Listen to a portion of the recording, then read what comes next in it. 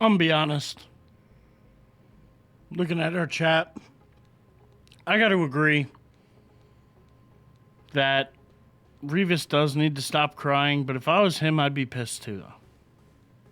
I can get into this with you for a minute or two. I actually got just like a note, like literally one line, Revis crying kind of thing. Like nothing like crazy. Well, he's but crying because the new GM, they interviewed him, and he wouldn't come out and definitively say that he won't trade Darrell Revis, and it's because it makes sense to trade Darrell Revis. Darrell Revis doesn't want to be traded. He doesn't want to be traded because he spent his whole career so far in New York, and not only that, they've paid him big bucks. He wants them to pay him more big bucks. The Jets aren't going to pay him the contract that he got the last time. I'm sorry. They're just not going to do it this time. No, especially after they played 14 games without him, or was it 14? 13 games without him this year. He got injured in Week 3 against Miami, and they still ended the season with the number 2 ranked passing defense. No, I totally disagree with, just be quiet about it, keep it in-house. No, you don't keep it in-house. If I'm upset, my GM won't come out and tell me that he's not going to trade me. I'm going to come out and say, listen, why will you not trade me? Why won't you say that? Yeah. Are you planning on trading me? Because if you are, I'd like to get my affairs in order.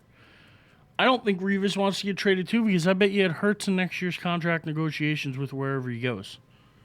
Well, see, and I think that when you make, I'm a more of a fan. Like if it was my team, I think I'd obviously prefer it to stay in house. But from a player's point of view, they get more support from people when it becomes public. They have a better chance when it becomes public. Well, he wants to next year. After next year when he becomes a free agent, he wants a bidding war kind of, and he wants the Jets involved. And anytime you get a New York team involved, more money gets thrown around.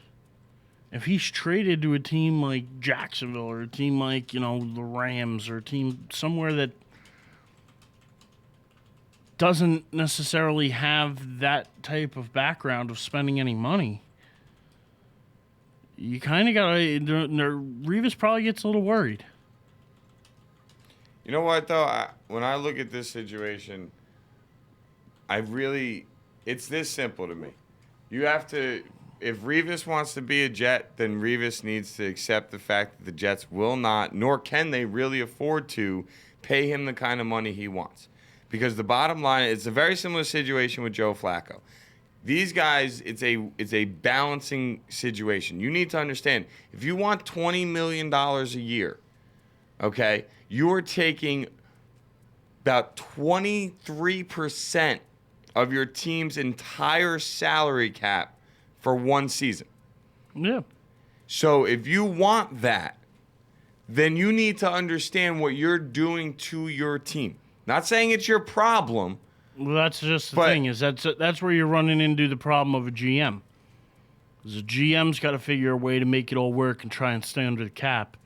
The player's just worried about how much money can I get. The player doesn't necessarily care, because I take this amount of money, our team can't go out and sign this next guy.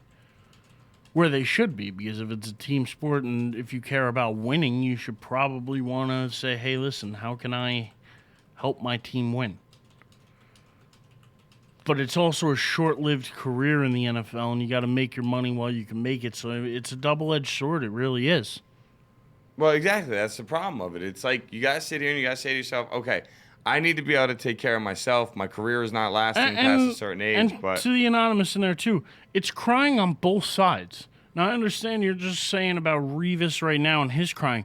Owners cry all the time. They cry, woe is me. We're losing money. Oh, money's not the same. Jerry Jones, crier. A lot of owners cry. A lot of players cry. It's what they do. It's the way they try and get sympathy from the fans. It's the way they try and put themselves in good graces. It's the way they get people to make them feel bad for them. I don't feel bad for him because I know this guy's got more money than I'll ever see. I got no problem saying that. And I have no problem saying that I can care less about his crying. His crying doesn't affect me.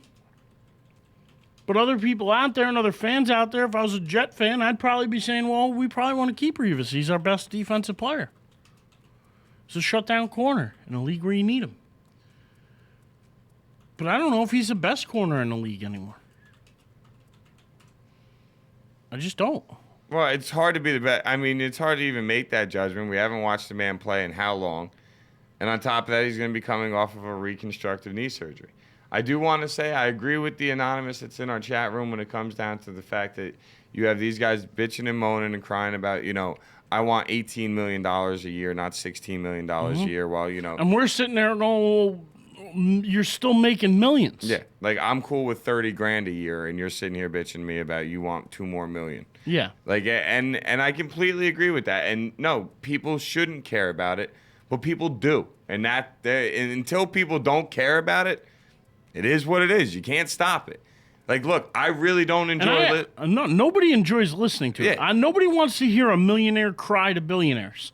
I'm sorry. Sorry, not when the rest of this population and the rest of the United States here is struggling to make ends meet. Yeah, it's when like a lot of families are in trouble. When the economy is still a wreck, we don't want to hear about you arguing over millions of dollars. Well, I'm sorry. It's like the sports lockouts. You got billionaires and millionaires arguing with each other over money, and everybody else is pretty much sitting around like, I will literally take 1% of what you guys are arguing with. Literally 1% of it, and I would be happy as all hell.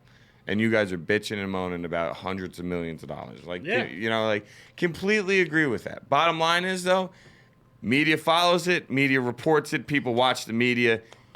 As long as that happens, it's going to keep going on. Yeah. But like when it comes down to the bitching and moaning of players and owners, this has gone on in the whole entire history of sports. This is nothing new. No. The only difference is they have more outlets to do it. Twitter and Facebook and Instagram and this and that and blah, blah, blah.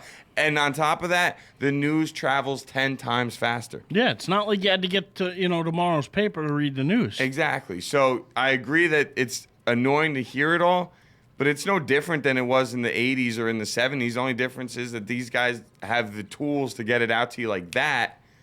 Where Revis, his 2, whatever million followers that he has on Twitter, they knew how he was speechless 10 seconds after the news broke that the Jets wanted to trade him. 20 years ago, you wouldn't even have known Revis's response for, 2-3 days? They would have had to find him. They would have had to set up the interview. They would have to do the interview. And then that would have been in the local paper, interview. and then maybe going on and went national. Yeah. So you don't even know.